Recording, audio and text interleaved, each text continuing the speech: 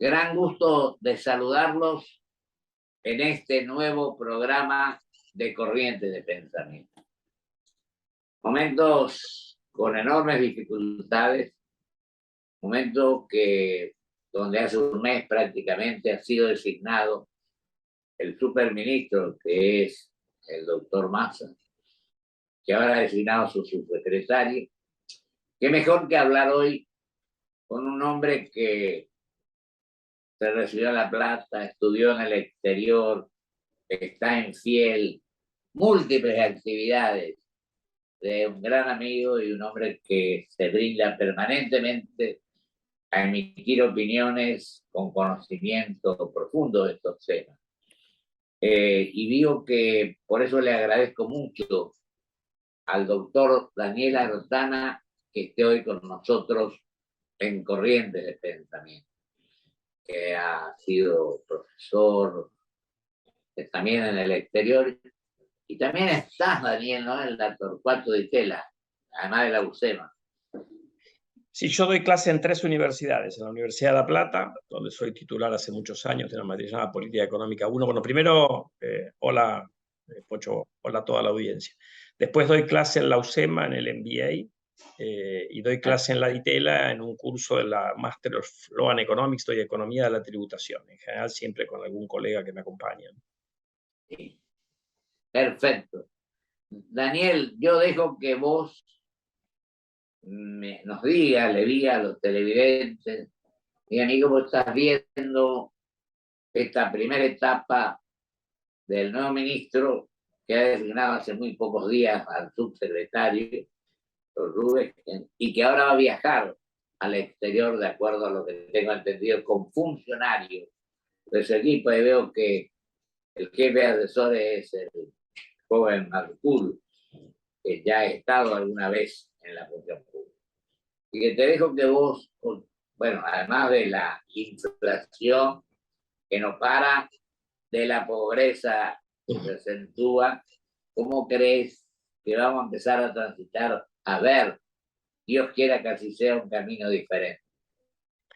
Bueno, yo diría ahí, mira, el nuevo ministro asumió con un discurso reconociendo que había muchas dificultades y con intenciones de reformas en el frente fiscal, tratar de llevar los números que se habían descarrilado hacia los compromisos que Argentina asumió en el acuerdo con el Fondo Monetario, para lo cual se anunció un ajuste de caja y un aumento de tarifas por arriba del que había empezado con el ministro Guzmán, con el ex ministro Guzmán. Después anunció bueno, las dificultades de los grandes vencimientos de deuda doméstica. Ahí lograron refinanciar hacia el año que viene una parte importante de lo que vencía este año, y después anunció medidas para conseguir dólares de corto plazo, desde financiamiento adicional de organismos internacionales, normalización de algún financiamiento de un organismo que estaba demorado, básicamente del BID. En ese momento anunció una operación de préstamo con bancos internacionales y un incentivo para que el campo liquidara más divisas. Bueno, en el frente fiscal están los anuncios tarifarios que van a empezar a regir en las próximas semanas. El ajuste de caja ha empezado a operar, habrá que ver si los números finalmente le alcanzan, porque también se han anunciado un anticipo de impuesto a las ganancias adicional, pero también un bono a los jubilados. A ver, hay un esfuerzo importante de tratar de cumplir con las metas fiscales. Lo de deuda le permitió ganar algunos meses. El principal problema hoy es que en la parte de divisas todavía, bueno, el mecanismo que había anunciado la ex ministra Batakis del llamado dólar soja no funcionó. Muy pocos productores aparentemente han aceptado esta oferta.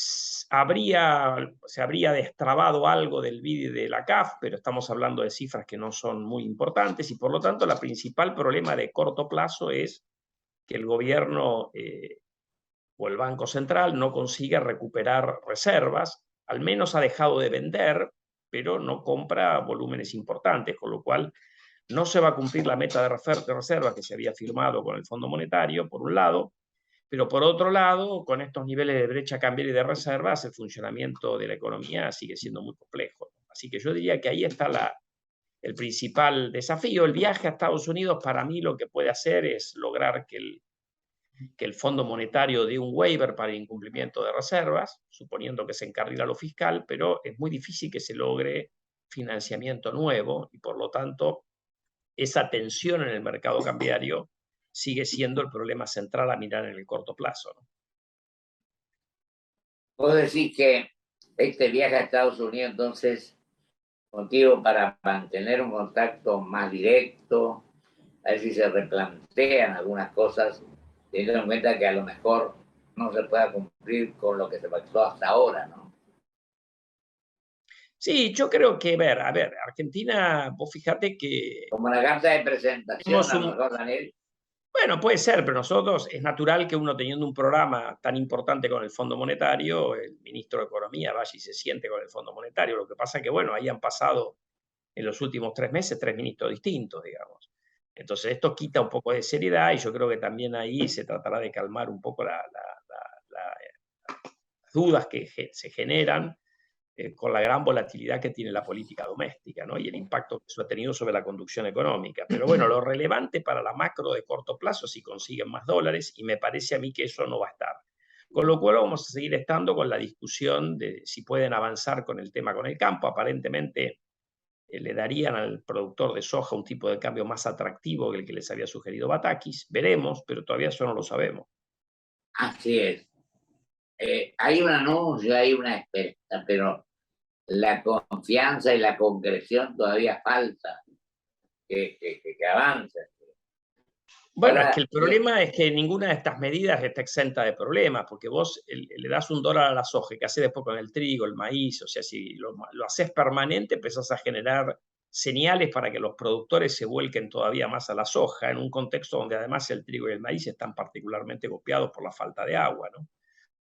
Entonces, tenés problemas de que estas medidas son parches, que si uno no resuelve el problema de fondo, o sea, yo lo que digo es que si uno quiere mirar cómo va evolucionando el programa económico, lo que tiene que mirar en las próximas semanas es qué pasa con la brecha cambiaria y qué pasa con la reserva del Banco Central.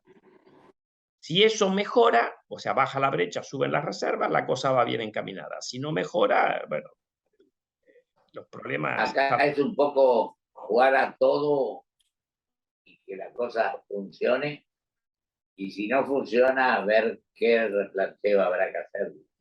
Ahora, ¿cómo ves el proceso, no digo el electoral, pero sí las posturas que se están asumiendo? En el tema impositivo, plantea la persona que nombraron aquí, ¿cómo crees que eso va a avanzar? Nombre creo que estuvo, y que veamos cuál es la postura doctrinaria que tiene para esta cuestión que se está planteando. A ver, en el tema impositivo, este gobierno, desde que asumió, lo único que ha hecho es subir impuestos, ¿no? Y ahora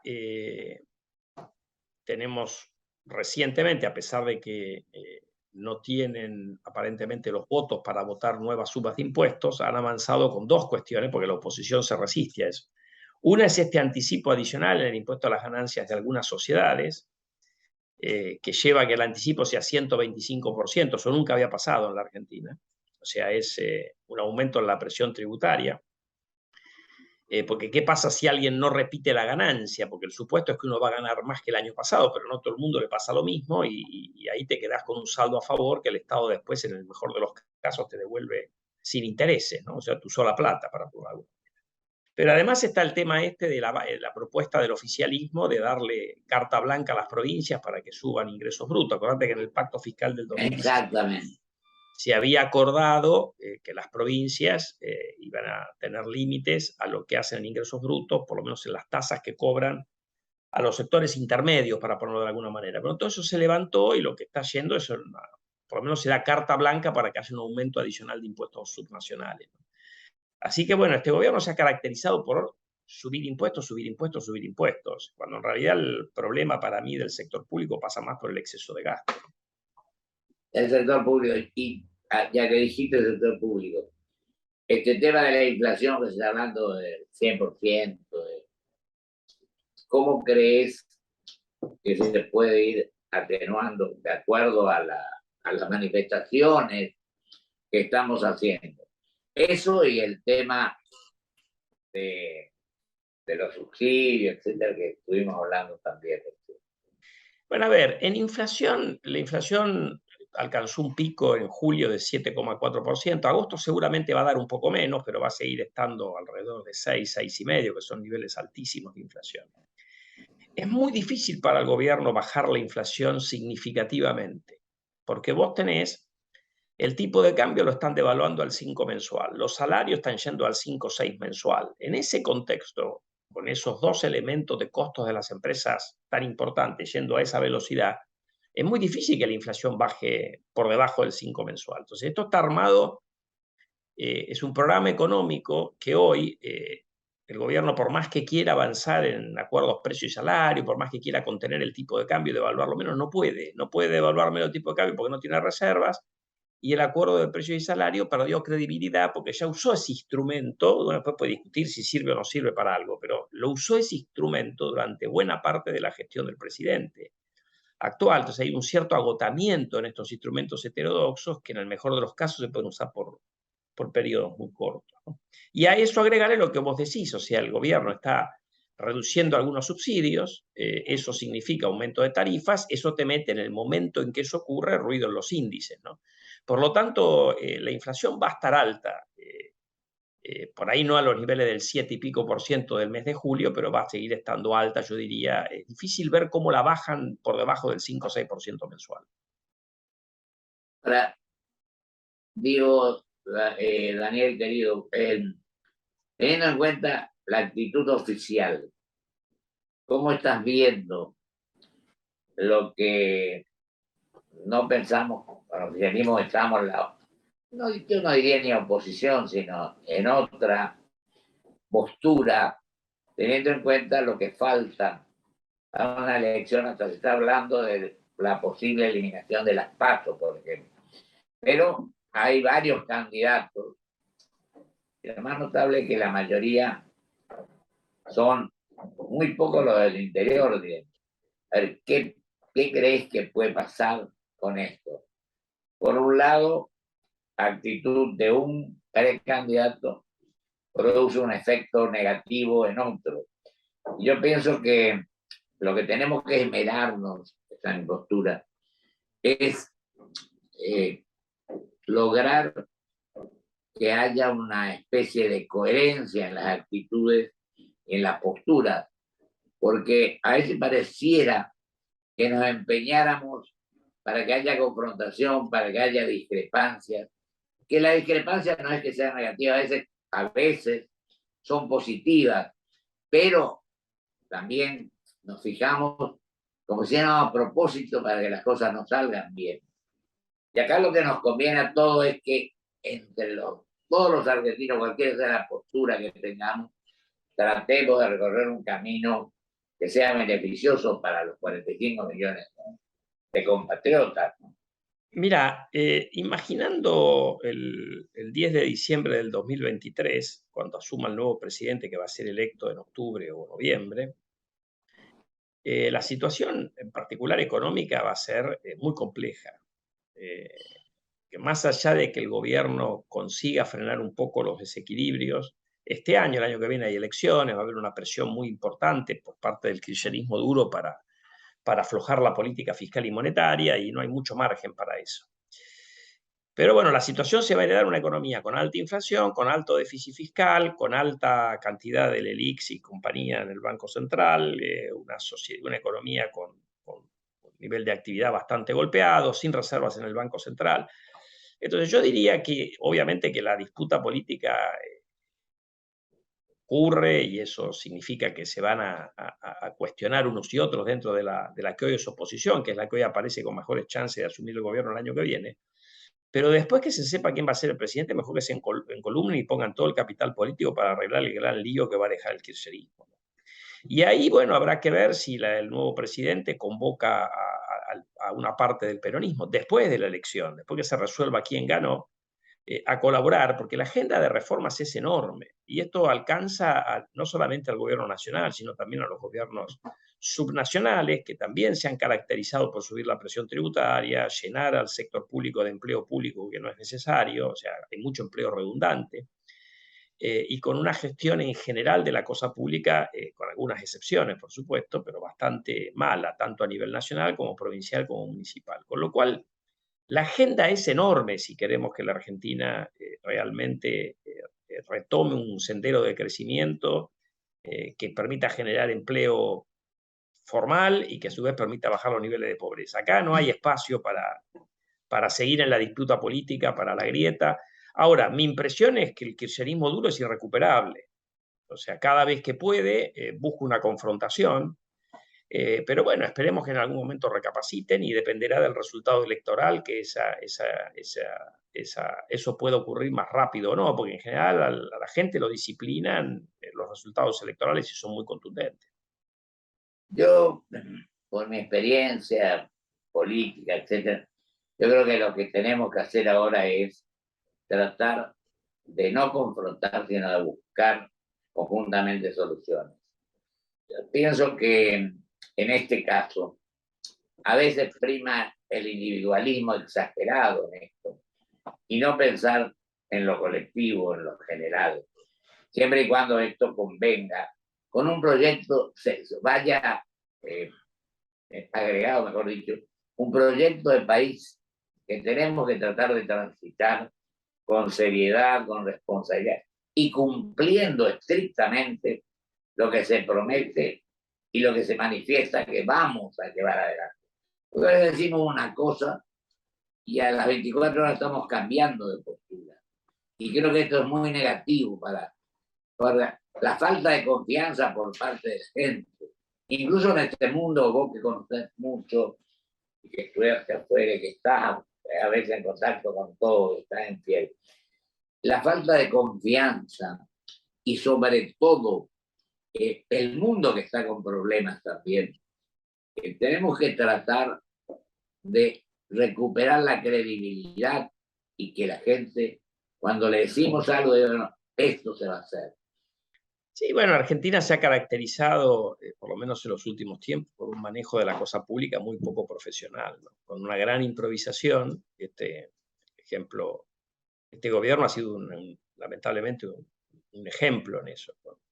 Con una gestión realmente muy pobre. Y la verdad que una de las cosas que va a tener que hacer el próximo presidente es reconstruir el Estado, un Estado profesional, no un Estado elefantiásico que reparte favores para los militantes, digamos, sino un Estado profesional, y eso los países que funcionan tienen eso. O sea, no es que desaparece el Estado, sino que tiene un Estado profesional de gente preparada que se podrá equivocar, pero que al menos tiene la formación para tratar de que la probabilidad de esos errores sea baja. Y otra cosa que con vos hablamos alguna vez o permanentemente es que decimos ciertas cosas que no se llevaron a cabo, transcurrió el tiempo y seguimos en la moralidad en cuanto a cumplir ese compromiso. Hablamos de la reforma laboral que nunca tampoco se llevó a cabo. Y otras cuestiones que son primordiales. Yo no quiero mencionar, porque te quiero dejar a vos. Nos va a quedar 2 minutos para que vos cierres. Te digo simplemente esto, querido Daniel. Yo considero que en la política internacional tenemos que adoptar una postura coherente también y dejarnos, como vos decías recién, de adoptar actitudes improvisadas que cambiamos de un momento al otro. Hasta en materia política esto tendría que ocurrir. Y la grieta a veces se profundiza porque hombres de un sector hacen manifestaciones en un sentido y la gente del mismo sector contesta y produce la grieta de la cual estamos hablando. Yo creo que este es uno de los efectos fundamentales que tenemos. Te dejo que vos cierres con estos 2 minutos que te quedan. Bueno, yo diría que en materia económica, que es mi tema, la agenda de reformas es enorme, ¿no? Vos mencionaste lo laboral. Argentina tiene instituciones laborales de la década del 40, cuando el mundo ha cambiado desde el teletrabajo, ha cambiado mucho antes que eso. Es decir, uno tiene que adaptarse y hay además una cantidad de curros ahí adentro, para ponerlo en términos gráficos, enormes que terminan costando a los empresarios y que no favorecen al trabajador genuino, digamos. Después tenés todo lo que tiene que ver con el sector externo. Argentina es un país que ha vivido encerrado, castigando sus exportaciones, protegiendo a los que venden en el mercado local y por lo tanto castigando a los consumidores. Es decir, no tiene una economía pensando en exportar, o no existe eso de que uno importa poco y exporta mucho. En general los países se abren, importan mucho y exportan mucho, o como Argentina, exporta poco e importa poco. Después tenemos una agenda en materia de fiscal, que Argentina tiene que tener equilibrio fiscal, no tiene financiamiento, por lo tanto no hay espacio para tener eso. Hoy hay un déficit enorme. Después tenés el tema previsional, tenés la agenda de productividad. Donde te metés tenés que hacer todo de nuevo en la Argentina, porque realmente este gobierno ha tenido otra vez una falta de profesionalismo que se ve también en otras cuestiones, como vos mencionabas, el tema de las relaciones internacionales. Queremos coquetear con pseudo dictaduras, o sea, en general uno tiene que tener una conducta. Si los dictadores están mal, sean de derecha o de izquierda, o si son de derecha son malos y son de izquierda son buenos, o viceversa, es una cuestión que un país no puede tener esa visión. Y bueno, eso, yo te diría que es la falta de coherencia y de sentido común en la mayoría de estas cosas que hablamos. Exacto, las palabras que me parecen totalmente ajustadas a la realidad. Falta coherencia, de transparencia y sobre todo convicciones a lo que se plantea con un estudio previo donde, digamos, estamos seguros y convocar a la gente capaz, cualquiera sea el sector al que pertenezca, siempre y cuando coincidan en los objetivos que nos fijamos. Así que, querido Daniel, una vez más te agradezco tu gentileza y tu gran aporte a nuestro programa y a la gente, porque de tus opiniones surgen cosas que clarifican muchas de las cuestiones que nos tienen muy preocupados. Te agradezco mucho. Gracias a vos y saludos a toda tu audiencia. Hasta luego. Muchísimas gracias. Mucha suerte, Daniel. Hasta luego. Muchas gracias. Muchas gracias. Vamos a un corte y vuelvo con mis conclusiones.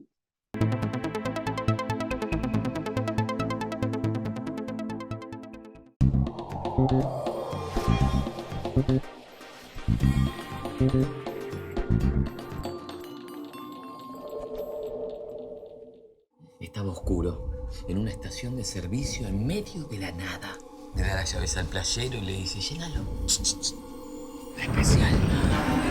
Los números en el surtidor comenzaron a descontrolarse. 2.000, 3.000, 3.900.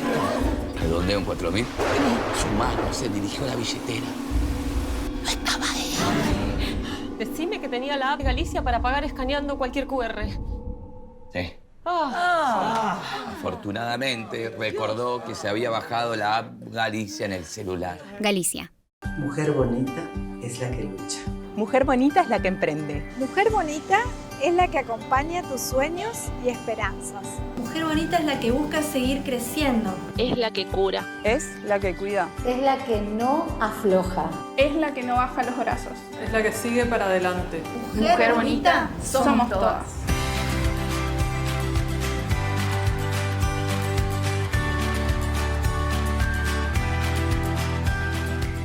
Grupo Petersen, desde 1920, construyendo el país.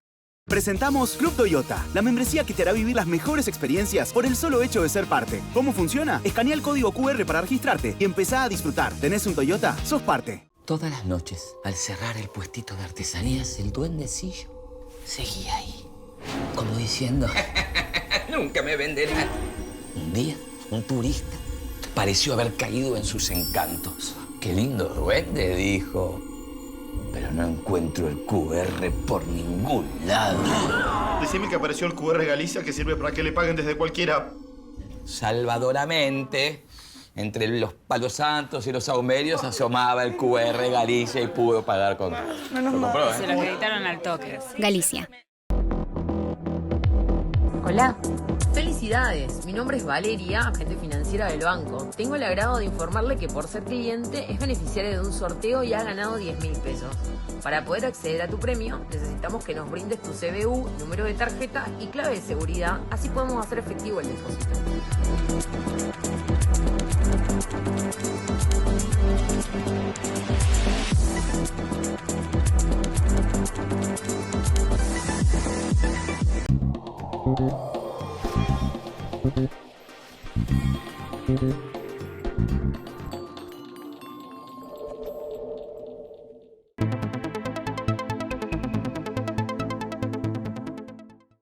Le agradezco al doctor Daniel Artana, un hombre de muy destacada tarea en los sectores que tienen que ver fundamentalmente con la economía, no solamente nacional, sino también internacional. Estudia, trabaja, se prepara y se actualiza, lo cual es muy importante.